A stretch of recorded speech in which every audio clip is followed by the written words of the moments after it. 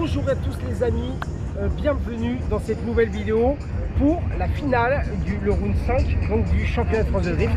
On vous fera pas le petit épisode voyage, air d'autoroute, tout ça parce que du coup on a Baptiste qui est arrivé que vendredi après-midi et que j'avais pas le temps de filmer. Le but c'était d'être dans la compétition. Qu'en penses-tu mon cher Miguel? Bonjour à tous. Voilà, on se concentrer dans la compète. J'avais pas le temps de prendre la caméra. Miguel, peux-tu nous dire comment se sont passés tes roulages? Franchement top, je suis vraiment content de l'évolution que j'ai réussi à acquérir cette saison là, comparé à la première manche d'ouverture qui s'est passée ici même. Et franchement, je me suis amusé aujourd'hui, ça a été le feu, donc à l'aise avec la voiture. Et, franchement bien, je suis content de moi, donc espérons que ça dure.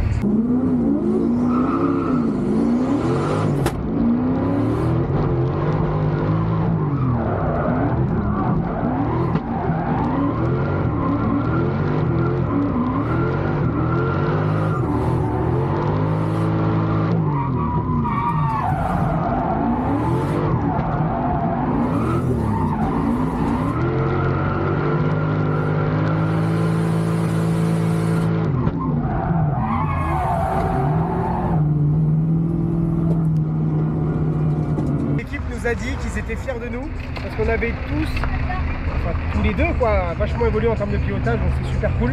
Et ce qui est super bien, comme le disait Miguel, c'est qu'en fait il y a un repère, c'est-à-dire qu'on a commencé ici le début d'année, on finit ici en fin d'année, donc ça permet d'avoir vraiment une comparaison de pilotage quoi.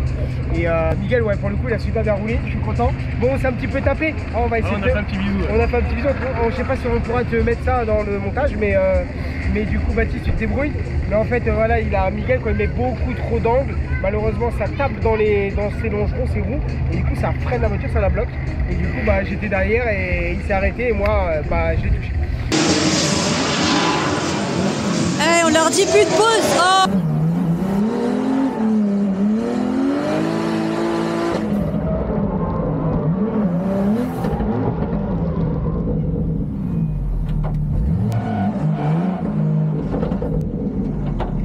de mon côté, le roulage s'est bien passé. J'ai la voiture de temps en temps qui est un petit peu en panne. J'ai des petits ratés d'allumage. Il y a a priori un problème d'essence, mais je crois qu'en fait c'est tout simplement l'éthanol qui a peut-être un souci. Donc là on n'a plus d'éthanol, donc on va le remettre. Et je pense peut-être un petit souci de carburant. Mais sinon quand elle marche bien, ça va pas trop mal. Même si on limite les pneus, on a un petit manque de pneus. Donc je suis obligé de composer avec des pneus qui ne me plaisent pas à rouler pour garder ceux pour les qualifs et les battles éventuellement si on y va. Donc voilà. Espérons, c'est le but.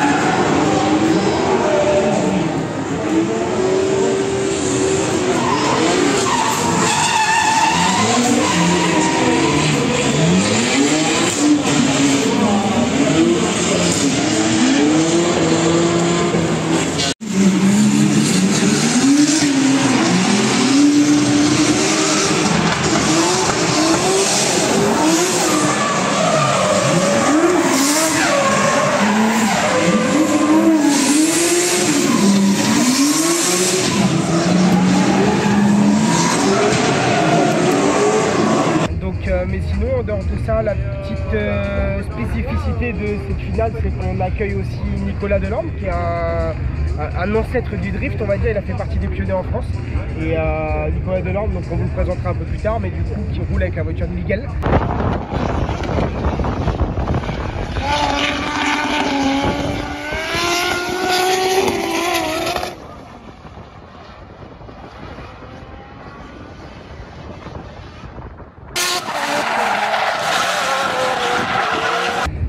Et puis voilà, c'est cool, il nous donne plein de petits conseils super sympas, il nous aide aussi à évoluer. Il a déjà cassé un cardan. Ah, il a déjà cassé un cardan, Miguel n'a jamais cassé de cardan, il a cassé, mais il bon. est monté en 265 avec des gens très lourds. Voilà.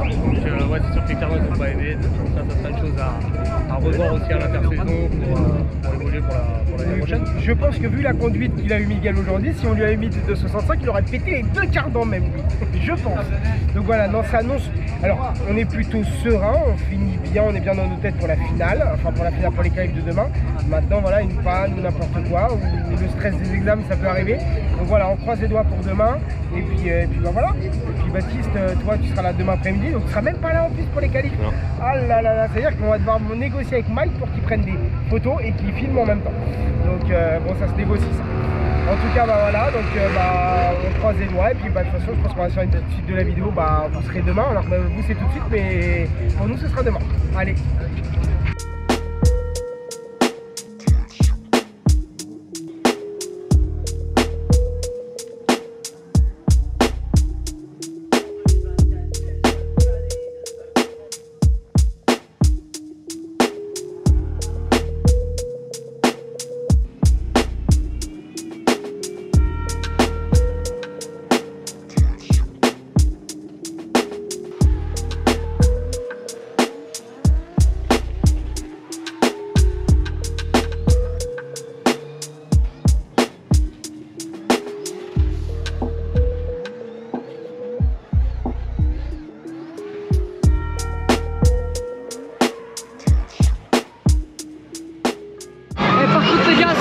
Attends, s'il vous plaît. Et pensez au shop, parce que pour les soutenir, pour leur donner de la force, ils ont un shop, n'hésitez pas à aller dessus et ça fait toujours plaisir. Allez, à la prochaine.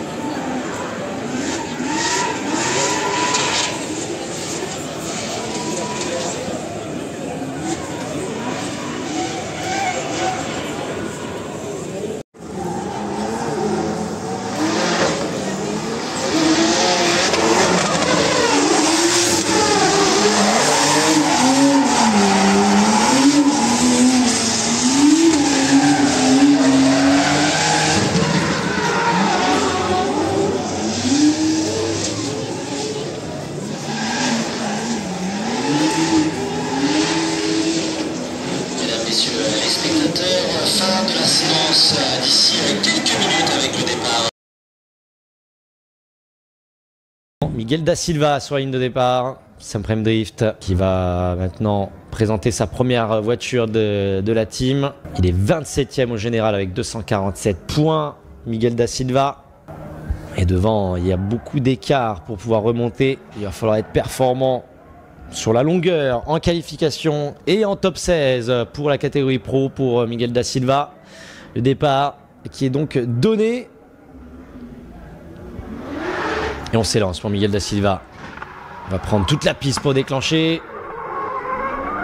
Ouh, attention, on est arrivé vite. On s'est fait un petit peu peur sur le train avant. C'est bien rattrapé de la part de Miguel Da Silva.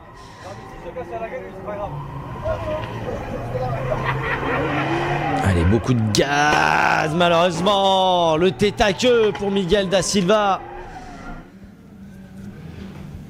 Un petit peu forcément déçu avec une belle entrée sur la clip zone numéro 5. Quel dommage, hein. Pourtant on n'avait pas vu trop de frein à main à la sortie de la clip, du clip numéro 4. Qui laissait montrer une belle ligne et de la vitesse. Et derrière, on monte sur le vibreur, la voiture est déstabilisée, on est déjà en bout de contre-braquage et puis tête à queue. Décidément, voilà, un nouveau 0 qui est attribué à un nouveau pilote, Miguel da Silva. Vincent Ferreira, il est 3e au classement avec 572 points. On s'applique pour Vincent Ferreira pour refaire de la vitesse ici, rentrer sur la ligne droite. Et la clip zone numéro 4.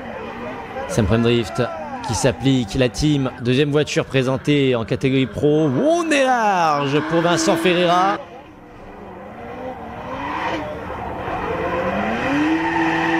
Et la finish line pour Vincent. Il n'est seulement pour l'instant hors de ses qualifications, hors de toute note pour cette 5e manche. Il est actuellement 3e, 572 points. Il est à 20 points de William Pell qui est du coup 2e. Il va falloir se méfier pour William et pour les deux pour pouvoir espérer rester sur cette 3e place. On est 14e de ce top 16 pour Vincent Ferreira. On va retrouver Miguel da Silva, voilà, petit point. David Caratas en 16e place sur la zone chaude avec cette apparition succincte de ses résultats qualification. Il faut tout donner. Si on remonte, on pousse David en dehors de ce classement.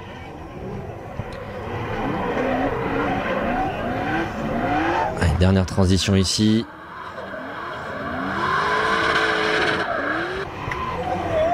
On s'applique. Miguel da Silva qui passe donc la finish line.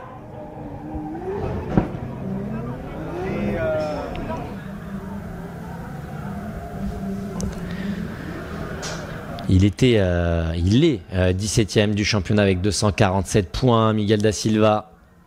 Il y a possibilité de remonter au cœur de celui-ci. Maintenant, il va falloir être efficace. Est-ce qu'on va avoir des points sur ce run ? Normalement, oui, les voici. 16e place in extremis pour Miguel da Silva qui vient donc pousser David Caratas en dehors de celui-ci et se mettre dans la zone chaude. C'est Denis Bertrand qui vient donc faire l'ascenseur émotionnel. Vincent Ferreira, il est 21e. Lui aussi, il tentera bien de revenir dans ce top 16. Il le faut. Il faut absolument pour Vincent Ferreira bien performer sur cette qualification. Il est 3e du championnat, il a 572 points. Il faut défendre ce titre. Il faut être présent au top 16. Vincent Ferreira, qui pour l'instant ne fait pas d'erreur majeure et qui vient donc respecter la ligne énoncée par l'équipe et les juges. Finish line pour Vincent Ferreira, qui va, je pense, marquer des points. Maintenant, jusqu'où on va pouvoir aller pour Vincent Ferreira? Il est 3e, je vous le répète, du championnat. Il est à 20 points de la 2e place au général avec William Pell. 5e place pour Vincent Ferreira et qui vient donc rentrer dans le classement. Et comme vous pouvez voir, mesdames et messieurs, la ligne fait la différence ici. Il avait fait 20 points sur 30. Il a fait maintenant 26 sur 30. Les mêmes notations pour la suite. C'est très important, la ligne. Bien joué de la part de Vincent Ferreira qui revient. Bon les amis, du coup les qualifications sont terminées, on va vous faire un petit débrief avec Miguel. Du coup très compliqué pour moi parce que même en warm-up juste avant, donc on a pu faire 2 passages de warm-up qui sont très bien passés. Le deuxième passage était très rassurant, très bon sur le papier, donc il y avait tout pour être, on va dire, dans un top 3. Malheureusement, c'est pas ce qui s'est fait parce que je fais malheureusement une 14e place qui m'éjecte déjà très rapidement au-delà du top 16, donc pas qualifié. Donc il faut tout donner au deuxième. C'est vrai que c'est une grosse remise en question parce que c'était pas du tout ce que j'avais prévu. J'avais prévu de bien me qualifier premier et puis m'éclater le deuxième. Donc du coup, ça fait que derrière, on fait travailler le cerveau, on fait marcher un peu l'expérience, on reste calme et du coup, j'arrive à rebondir. Je me mets à 70-80% de mes passages de ce que je voulais faire, en vraiment me focalisant sur les clips, en prenant aucun risque, pas trop mettre d'angle, pas chercher le plus de rapidité, et j'arrive à faire une 5e place finale. Donc c'est cool, c'est bien, mais c'est un peu en dessous de ce que j'avais prévu. Et puis du coup, je vais te laisser la parole, Miguel, pour faire ton petit débrief, toi, de tes passages. Ouais, pour ma part, premier passage de qualif, je déclenche, ça se passe bien. J'arrive, la voiture en fait marchait très fort, on avait eu des soucis la veille. On a réglé, on avait un problème de filtre à essence qui était bouché. Du coup, il n'y avait que 2 barres de pression d'essence dans la rampe, donc la voiture était pauvre et marchait beaucoup moins fort. On a résolu le problème dans la nuit. Donc du coup, le lendemain, je pars en warm-up, la voiture marche très bien, même trop fort. Ça me fait perdre un peu mes repères. Du coup, premier passage de qualif, j'en vois bien. J'arrive à l'allongement du clip 4.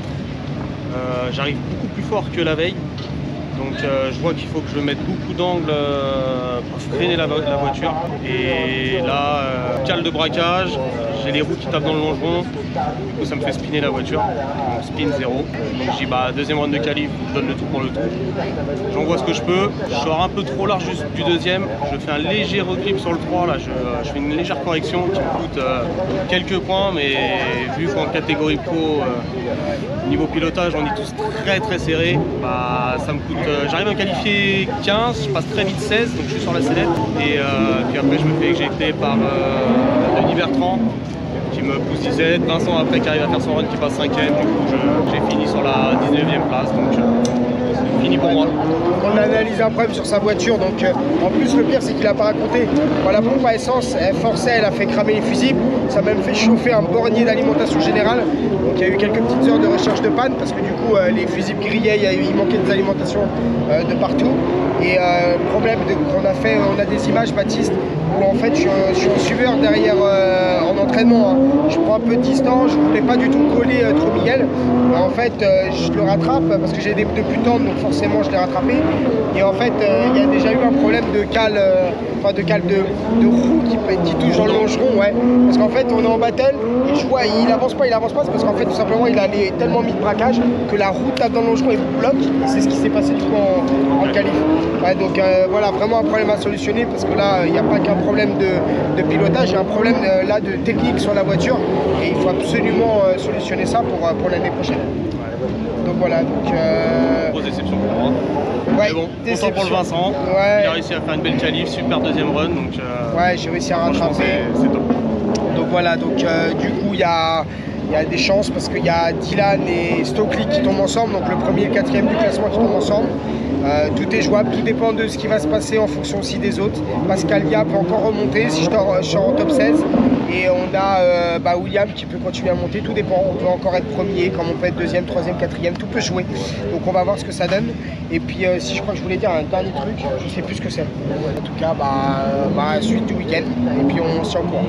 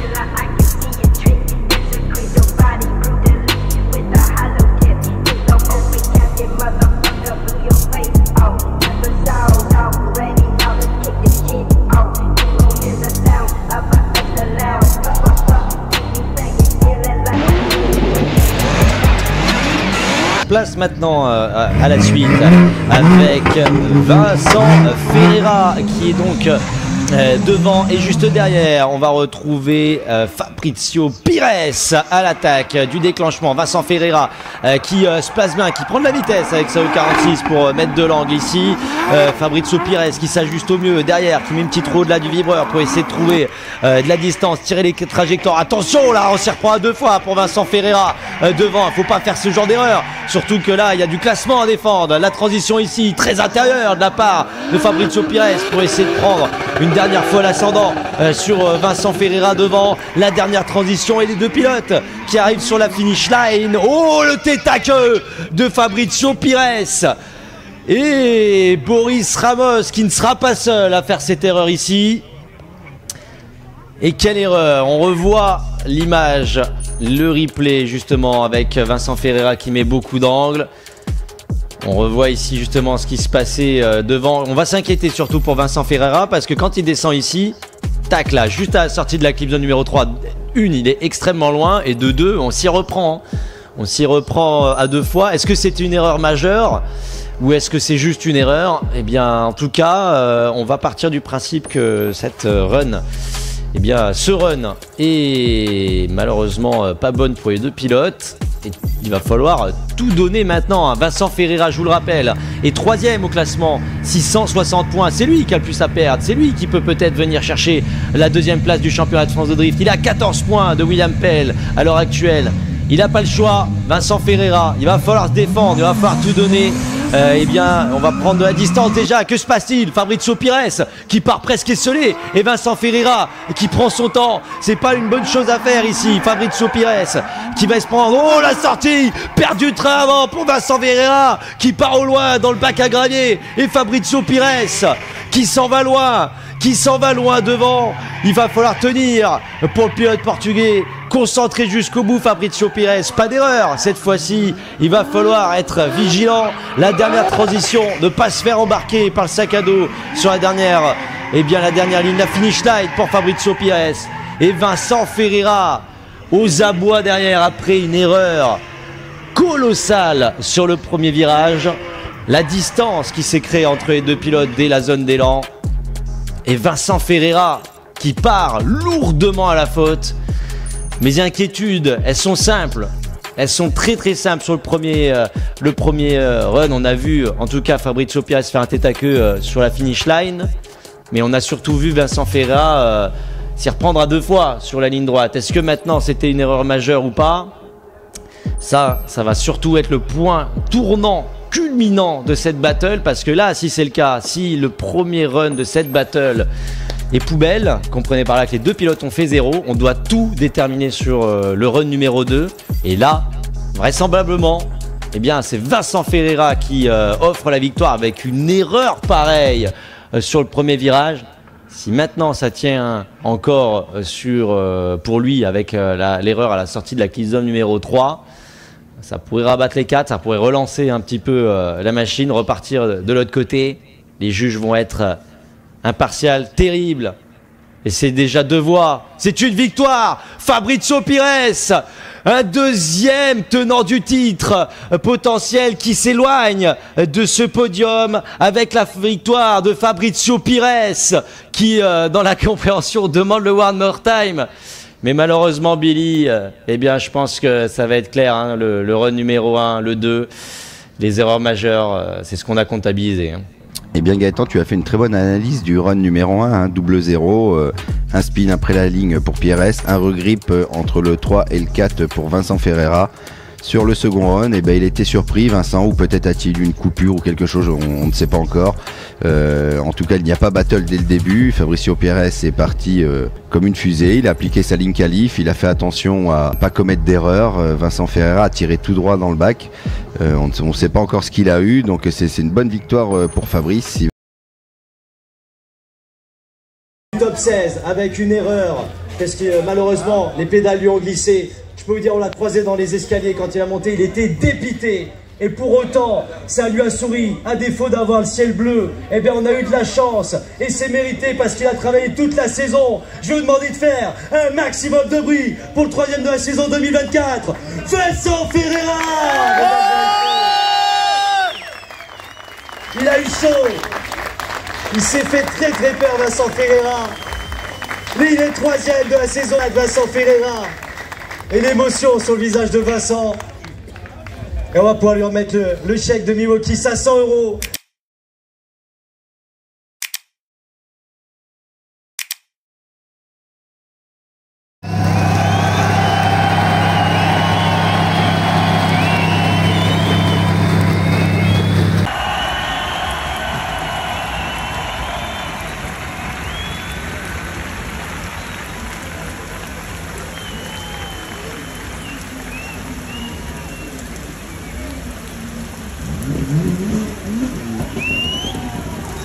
Bon du coup les amis, on va finaliser cette vidéo. Je vous fais un petit topo. Baptiste n'était pas là tout le temps parce que c'était compliqué pour lui. Je devais filmer mais j'ai absolument pas eu le temps de filmer, donc on va faire une vidéo beaucoup plus courte que celle de Calmont. Donc, comme ça nous permettra de voir aussi si vous préférez des formats courts ou des formats longs. Donc vous nous direz, puis on verra en fonction des vues si ça plaît ou pas, les likes. Du coup ce matin warm-up donc sur mouillé. Donc les élites ont roulé eux toute l'après-midi, du samedi après-midi sur mouillé. Nous dimanche matin 3 warm-up, je crois que j'ai fait avec j'ai fait 4 passages avec deux pneus différents, donc j'ai trouvé le meilleur compromis et ça s'est plutôt très bien passé. Je roulais très bien, comme avant les qualifs, je roulais très bien et donc je suis parti plutôt confiant. Je tombais contre Fabrizio Pires qui est un pilote qui a pris énormément de niveau et donc j'étais quand même confiant, ça pouvait bien se passer parce que j'ai l'habitude de rouler sur mouillé. Je pensais que ça allait être kiff et en fait je fais une erreur en leader, lui ne fait pas d'erreur en suiveur.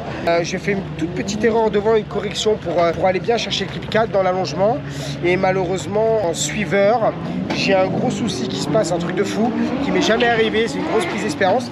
En fait, vous voyez, regarde, je peux montrer un peu l'état du paddock. En fait, c'est de la gadoue partout. Et à force de rentrer, sortir de la voiture, il y avait un peu de gadoue partout. Et les chaussures de pilote, là, enfin les chaussures pour le pilotage, quoi. Donc mes Sparco, ils sont vachement lisses en dessous. Et j'ai perdu le caoutchouc de la pédale. Donc j'ai la pédale qui est en plastique, j'ai jamais eu ce problème-là. Et ce qui s'est passé, c'est qu'en fait, en suiveur, donc je déclenche. On est obligé à un moment de câbler un petit peu, donc on doit appuyer sur l'embrayage et après reprendre les gaz. Et en fait, au moment où j'appuie sur l'embrayage et que je câble pour corriger la voiture, et malheureusement, en fait, mon pied glisse de la pédale. Donc je me retrouve avec, du coup, en 3e vitesse, le frein à main bloqué, donc les 2 roues arrière bloquées. Ce qui fait tout simplement que j'ai calé mon moteur. Donc en fait, je me suis retrouvé comme ça, tout s'éteint. Et quand j'ai lâché, forcément, bam, dans le bac à gravier. Donc voilà l'erreur de fou qui m'est arrivée. C'est une très grosse déception pour moi de terminer le championnat comme ça, de terminer sur ce circuit où je me sentais si bien, où j'avais fait de si beaux passages, où j'ai fait plaisir à mon équipe, où je me suis fait énormément plaisir. Ça a été pour moi la manche où j'ai le plus évolué encore en termes de pilotage. Donc c'est comme ça. Alors après, par chance, Dylan Kenna qui échoue en top 8 et Pascalia fait 3e. En fait, je dépendais de ces 2 pilotes-là. Donc du coup, je reste à la 3e place. Donc je finis, vous aurez les images sur le podium général de l'année. Donc je finis 3e au général. Donc obligation d'aller en élite pour l'année prochaine. Donc là c'est une grosse réflexion, je reviendrai là-dessus, j'ai pas envie de m'éterniser là-dessus, mais ça fera le sujet de notre vidéo. Mais du coup voilà, donc alors il y a du très mauvais ce week-end, mais il y a du positif parce que le but de l'année c'était de finir dans le top 3, donc c'est le cas. Mais déçu de beaucoup de choses dans mon pilotage tout au long de l'année, dans des choix techniques, dans des choix stratégiques. Mais finalement en fait ça a été je crois l'année où j'ai pris le plus d'expérience, ou peut-être qu'entre le début de l'année et la fin de l'année où j'ai le plus évolué. Donc ça veut dire que j'évolue encore et je vois encore tellement de choses à faire évoluer au niveau du pilotage, ce qui fait que je vais continuer à grandir. Donc voilà, peut-être que l'avenir est encore devant nous, je sais pas encore, on verra. Mais en tout cas, merci Baptiste d'avoir pu te dépanner. À chaque fois qu'il est venu, le pauvre, il est venu sous la flotte. Donc voilà. Et puis là, nous on a chargé. On va aller regarder, profiter du spectacle et aller voir les élites.